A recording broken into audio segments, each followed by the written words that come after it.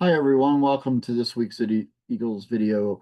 We're recapping the big win over Dallas on Thursday night to open up the season. But it's one of those games that I told when I coached football, I would have told my kids, hey, we won on the scoreboard, but I think in a lot of ways we lost. And I think some of the ways the Eagles lost is some very valuable players were lost through injury. Um, but I'll get into that in a little bit. But we're wishing them all well and hopefully healing soon, because it'd be great to get them back soon. So in the game recaps, the game starts out with Van Summeren's injury right off the bat on the kickoff.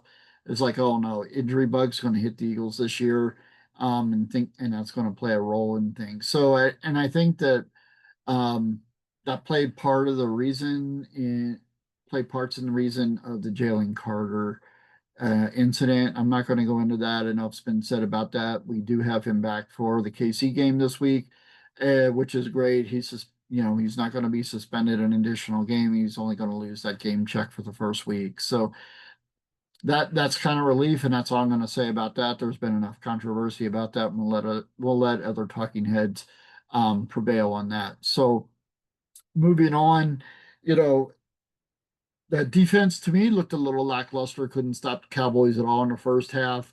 I think part of that was Carter being out, but a lot of guys didn't really step up to play either. And I think some of that is the lack of playing time that the starters get in the preseason. As we all know, the first couple of weeks of an NFL season pretty much is, you know, an extension of the preseason anymore. I really miss the days when there were six preseason games and the starters usually played the last couple. So that's kind of where that's at. Adoree Jackson, he gave himself a C plus for his effort. I'd give him a D plus for his effort as a second cornerback. The Cowboys stayed away from Kenyon on one side, but kept going after Adoree with, CD Lamb and stuff. So I'm I think the Eagles defense, as lackluster as they were helped by the three CD Lamb drops and able to get the turnover late in the second half when Dallas was driving. So, I think that those are things that, Vic's going to work really hard to get cleaned up this particular, you know, s- so I think that led to Dallas missing some scoring opportunities that could have made this a very, very different game. When you look at total yards for the game, virtually even, but the Eagles did have about 10 more minutes of time of possession, and that's the running game that they do have. Um, the offense looked really good at times, especially to start the first half, driving down the field, scoring on the first three drives. When there's only seven drives in the whole first half and you score on your three and the other team scores on their four, that tells you a lot of defense is not happening in that first half. And the odd thing is coming out of preseason, usually defenses are ahead of the offenses, but it didn't look like it in the Eagles game Thursday night. Both offenses looked ready to play, which was good to see from the Birds. However, I still think that, they're going to need to get the ball to AJ Brown and Devonta Smith a little bit more when Johan Dotson's your leading receiver, with just three catches. That's pretty tough. I think he was like yeah, 3 for 59. AJ only had one, and Devonta only had a couple. So, those are things that are going to really hurt the Birds if they can't clean that up. Um, they got to clean up the penalties. There were 9 penalties in this game, and that's not going to win you a whole lot of football games either. And the Eagles were lucky that I guess it really wasn't the penalties; it was the timing of them. They seemed to be on Dallas's third down. That's had some people squawking that the game was rigged, the game was fixed, Dallas was supposed to win, yada yada yada.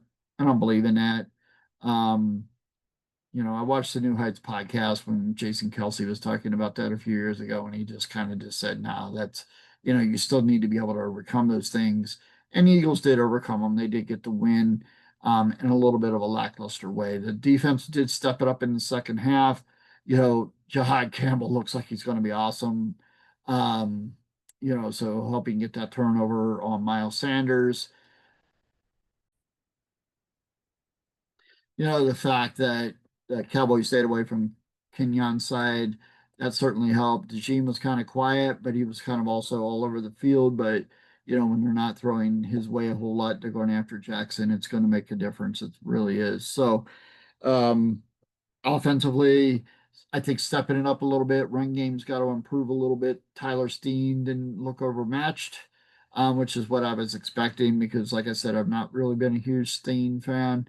Um, but with Landon Dickerson being out and Steen a little bit weaker in that right guard spot, um, the fact that the Eagles did get 60 yards out of Barkley and I think it was 64 out of Hurts is going to make a difference. That gave them the 128 yards just between those two.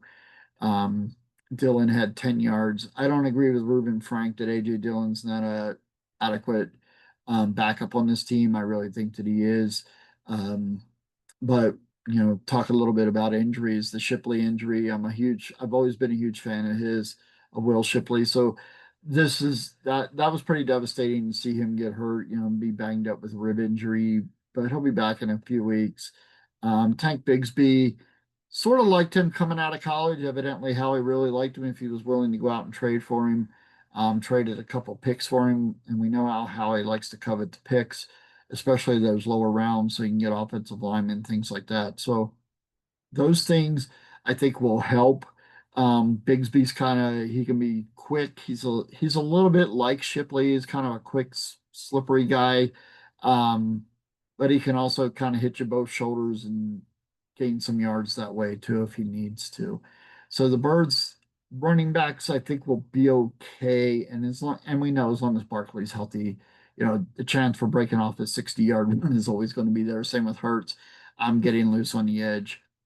Um, it's hard to mention Dallas's defense without mentioning the Parsons trade. You can see that their defense really missed Micah Parsons. They did get some pressure on Hurts, but there were other times Hurts could have sat back there, ate a lunch, and had a cup of coffee before throwing the ball. And that's when he took off and ran for a couple touchdowns. So those things look really good. Still not sold on Patullo as a play caller, but we'll have to see how things go this week against Kansas City. If Kansas City's defense plays like it did against the Chargers, the LA Chargers, not San Diego Chargers, Joe. Um, I think that, the Eagles stand a pretty good chance of walking out of Kansas City with a victory. Um, so let's do some roster updates. Well, Howie did make the trade for Bigsby, but some folks are down on the fact that Howie's had some trades that didn't work out. One of them being the Kenyon Green trade. Um, but and to get rid of CJ Gardner Johnson was a tough pill to swallow for a guy who's not even on our roster anymore. I did think that the Eagles defense need to step up their pass rush a little bit, and Zadarius Smith will definitely help with that. Um, and I think that Vic Fangio is going to use him right and get him in positions where he'll be able to put a lot of pressure on the quarterback. Um, so we could see Patrick Mahomes under pressure a lot again this week. I don't see anything really changing from the Super Bowl. I think the Eagles are just going to go out and chase Mahomes, try to keep him in the pocket and just um, push the pocket back into his lap, kind of what they did in the Super Bowl. I don't see a whole lot going different there. And the Chiefs are without Worthy this week. So I think that, um, that's going to be a tough pill for them to swallow. The Eagles won't have to worry about anybody getting too deep on them. Hopefully, Makuba will play more this week. Bennett will step up. I did see Dory Jackson is going to start, according to Fangio. He supposedly is cleaning some stuff up in practice, so we'll have to see there. Um, the Eagles signed Javon Baker to the practice squad and released outside linebacker Powell Ryland, which was kind of a surprise because the Eagles seem to have really liked him. And I know some other teams do, so I don't look for him to be on the street too long. I see him ending up on somebody's practice squad somewhere along the line. Um, like I said, the big trade for Bigsby to replace Shipley while Shipley's out, but I could also see Bigsby sticking around, depending on what the other Eagles running backs do. Um, the Eagles brought up Marcus Epps. That was a surprise. I didn't expect to see Epps ever back on the active roster. Um, let's see. The big injury to me was the Landon Dickinson injury. Um, I don't think he was fully recovered from that ankle injury, and that's seems to be why he's out now. But that's gonna make things harder on Jurgens. He's not gonna have that extra big guys next to him up front that the Eagles are used to. That's going to slow down Barkley a little bit. So I think KC gets a little bit of a break there, especially if Dickinson can't go this particular week. But we'll be interested to see when the injury reports come out later. Let's see, anything else on the birds this week? Just no. Um, I did see where Jordan Davis was listed as an unsung hero of the Eagles game. I don't think he looked that great in the beginning. He looked like he was getting pushed around. Maybe he needs to put that 25, 30 pounds back on. Um, but I think that, the Eagles are going to be okay. It's just going to take a little bit of time. They got to recover from some big injuries, especially on that offensive line. That's always been my worry. Um, after the Eagles went to the Super Bowl and won the 2017 championship, in the 2018 Super Bowl, that was kind of the offensive line injuries is kind of one of the things that plagued them the following year. And, hopefully the offensive line can stay healthy this year. Um, Fred Johnson's back, so that's a big help. He can move around a little bit. He's usually just a swing tackle, but I think he'd be pretty valuable up front, um, and helping out there as well. One of the last things I really want to hit on before we wrap up this video is the play of Devonta Smith and AJ Brown. I don't know why I knocked him earlier for, not having a lot of catches, and the Eagles are going to need to step that up. But man, when you get 158 yards in the running game, those are two guys that, if you look on the film, did a lot of downfield blocking. Anytime I watch any kind of highlight, you see them throwing some really big blocks. You see Johan Dotson throwing some really big blocks to help spring those guys. And, as AJ Brown said after the Super Bowl, they know they have a special running back. They know they have a special quarterback that can run. Um, so blocking is part of that scheme, but I look for them to step it up. Some of the talking heads have been, oh, AJ Brown's going to go off in the locker room this week and, be all upset the Eagles aren't passing more.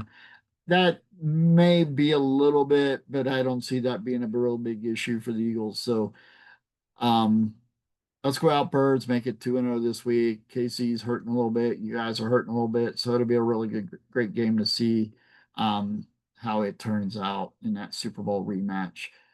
Have a great day, everyone. Fly, Eagles, fly. And don't forget to hit the like and subscribe.